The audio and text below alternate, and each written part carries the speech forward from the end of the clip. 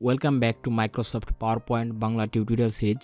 গত পর্বের ভিডিওগুলোতে আমরা file, home, insert, design, transition, animation, slide show, review এই সবগুলা বিষয়ের একদম খুঁটিনাটি যাবতীয় তথ্য বা যাবতীয় টুল সম্পর্কে আমরা জেনেছি বা কাজ করেছি, প্র্যাকটিক্যালি কাজ করেছি। অলরাইট, আজকে জানবো ভিউ। গত পর্বের ভিডিওগুলো যারা দেখেননি তারা আমাদের ডেসক্রিপশন থেকে অথবা ভিডিও প্লেলিস্ট থেকে দেখে নিতে পারেন, কারণ গত পর্বের ভিডিওগুলো মোস্ট ইম্পর্ট্যান্ট। অর্থাৎ পাওয়ার পয়েন্ট সম্পর্কে আপনার ধারণা রাখতে হলে সেই ভিডিওগুলো জানতেই হবে।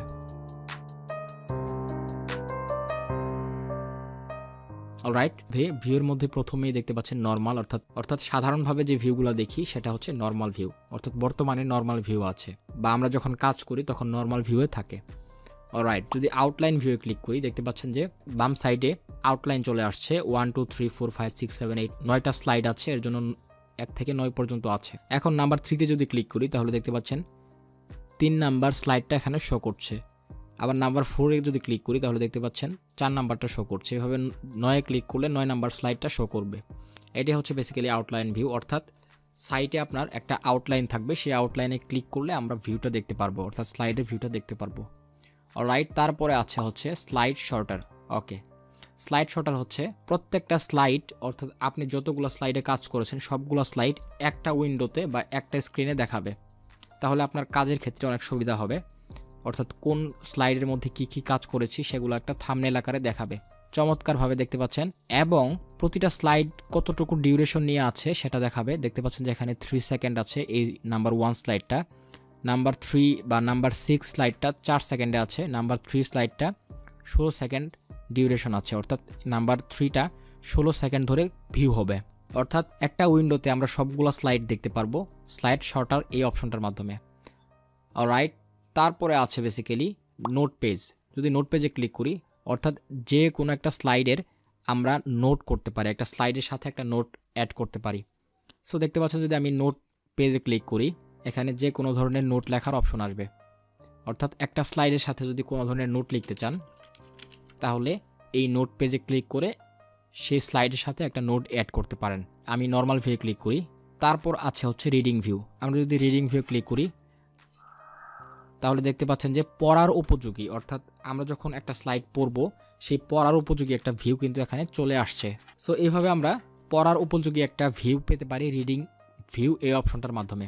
যখন আমরা স্লাইডটা পড়বো বা স্লাইডটা পড়ার প্রয়োজন আছে তখন আমরা রিডিং ভিউ থেকে খুব সহজেই পড়তে পারি, খুবই সহজ। মাস্টার ভিউ, অর্থাৎ একটা স্লাইডকে আপনি যদি ইন ডিটেলস কাজ করতে চান, একটা স্লাইডের কতটুকু কালার আছে বা কোন কালারটা চেঞ্জ করা উচিত এটা যদি করতে চান সেক্ষেত্রে মাস্টার স্লাইডে ক্লিক করলে এখানে অনেক ধরনের অপশন আসবে। এখান থেকে আপনি ইনসার্ট, কালার চেঞ্জ করতে পারেন, থিম নিতে পারেন, স্লাইড সাইজ ঠিক করতে পারেন, ব্যাকগ্রাউন্ডটা হাইড করতে পারেন, বিভিন্ন কাজ করতে পারেন। আপাতত আপনারা মাস্টার ভিউ এই অপশনটা ইগনোর করবেন, কারণ এই অপশনটা যদি দেখেন তাহলে আপনার কাছে ব্যতিক্রম মনে হবে। তারপরে যে জিনিসটা আছে সেটা হচ্ছে শো। এই শো সেকশনের মধ্যে আছে রোলার, গাইডলাইন্স, গাইডস। রোলারে যদি ক্লিক করি দেখতে পাচ্ছেন যে দুইটা রোলার কিন্তু এখানে চলে আসছে, একটা হচ্ছে হরিজন্টাল আর একটা হচ্ছে ভার্টিক্যাল। অর্থাৎ এই স্লাইডটা কতটুকু অংশ জুড়ে আছে সেটা রোলারের মাধ্যমে অর্থাৎ স্কেলের মাধ্যমে দেখাবে। দেখতে পাচ্ছেন যে দুই পাশে দুইটা স্কেল চলে আসছে, এখান থেকে আমরা কিন্তু এই স্লাইডের মাপটা দেখতে পারি। তারপরে আছে হচ্ছে বেসিক্যালি গাইডলাইন্স। গাইডলাইন্সে যদি আমরা ক্লিক করি তাহলে দেখতে পাচ্ছেন ছোট ছোট ঘর ঘর করা অনেক ধরনের অপশন চলে আসছে বা অনেক ধরনের রেখা চলে আসছে। সো আমরা যখন সূক্ষ্মভাবে কাজ করব তখন এই রেখাগুলো আমাদের হেল্প করবে। অর্থাৎ কোন অবজেক্টটা কোথায় রাখবো বা কোন লেখাটা কোথায় রাখবো বা লেখাটা একটু বামে যাবে না ডানে যাবে না মাঝখানে যাবে, এটার জন্য বেসিক্যালি এই গাইডলাইনটা আপনাকে হেল্প করবে। মানে আপাতত আমার কাজের ক্ষেত্রে দরকার নাই। তারপরে হচ্ছে গাইডস। আপনি যখন গাইডসে ক্লিক করবেন দেখতে পাচ্ছেন যে দুইটা রেখা কিন্তু মাঝখান বরাবর চলে আসছে। অর্থাৎ কোনো একটা কাজ যদি আপনি সেন্টারে করতে চান, একদম স্লাইডের মাঝখানে করতে চান, সেক্ষেত্রে হচ্ছে এই গাইডসটা ক্লিক করলে আপনার সেন্টারটা ইন্ডিকেট করে দিবে, তখন আপনার কাজের ক্ষেত্রে সুবিধা হবে। আমি চাচ্ছি যে এই যে পতাকাটা একদম মাঝখানে নিয়ে আসবো। অলরাইট, পতাকাটা কিন্তু একদম মাঝখানে আছে। সো এইভাবে কিন্তু আমরা একটা স্লাইডের একদম সেন্টারের কাজগুলো সহজভাবে করতে পারি গাইডসের মাধ্যমে। অলরাইট, এই যে নোটস, এই নোটসটাও খুবই সহজ। এই নোটসে যদি ক্লিক করে দেখতে পাচ্ছেন যে এইখানে একটা নোট লেখার অপশন আছে। সো এখান থেকেও আমরা নোট লিখতে পারি, অথবা নোট পেজ এবং নোটস দুইটা একই কাজ করে, জাস্ট ভিউটা আলাদা। আপনারা এখান থেকেও নোট অ্যাড করতে পারেন অথবা নোট পেজে ক্লিক করে এখানেও নোট লিখতে পারেন। অলরাইট, খুবই চমৎকার। তারপরে আছে হচ্ছে জুম। জুম বিষয়টা আমরা জানি, আমরা যদি জুমে ক্লিক করি তাহলে দেখতে পাচ্ছেন এখানে অনেক ধরনের জুম লেখার অপশন আছে। আমরা যদি ফিটে দিই তাহলে আমাদের স্ক্রিনের সাথে একদম ফিট হয়ে যাবে। অলরাইট, দেখতে পাচ্ছেন যে একদম কিন্তু স্ক্রিন বরাবর ফিট হয়ে গেছে। আবার যদি জুমে দিই, যদি 200% জুম করতে চাই তাহলে অনেক বড় করে দেখাবে, খুবই চমৎকার।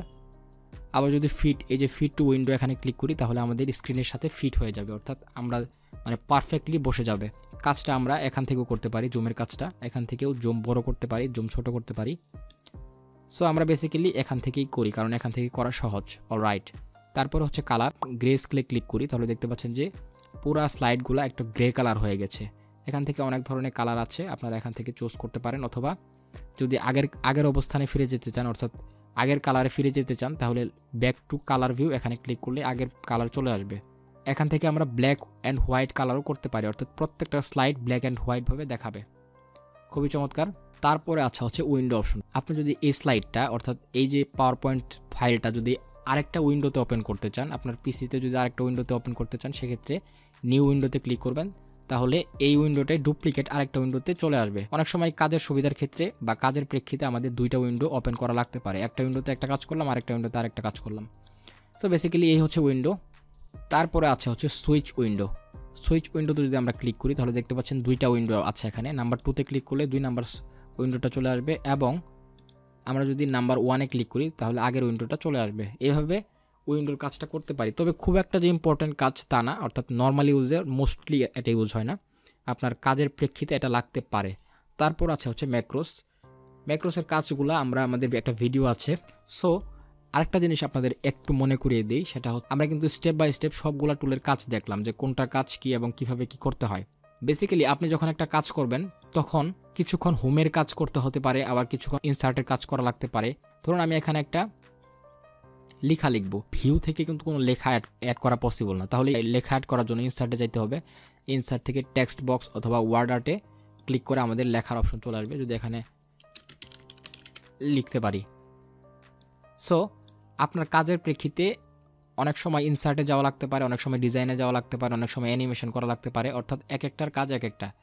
তবে ফুল ভিডিওগুলো যদি আপনি দেখে থাকেন তাহলে প্রত্যেকটা কাজ আপনি সহজেই করতে পারবেন, কারণ প্রত্যেকটা টুল একদম সূক্ষ্মভাবে প্রত্যেকটা টুল সম্পর্কে আমরা কাজ দেখিয়েছি, প্র্যাকটিক্যালি কাজ করেছি, কোনটার কাজ কি এবং কীভাবে কী করতে হয়। সো আশা করি পাওয়ার পয়েন্ট বাংলা টিউটোরিয়ালে আপনাদের এই ভিডিওগুলো খুবই হেল্প করবে, এবং আশা করি আপনারা উপকৃত হবেন। সো আজকের ভিডিও এই পর্যন্তই। সো দেখা হবে নেক্সট ভিডিওতে। সে পর্যন্ত সবাই ভালো থাকুন, সুস্থ থাকুন এবং টেক টেম্পাসের সাথে থাকুন। Thank you all the best.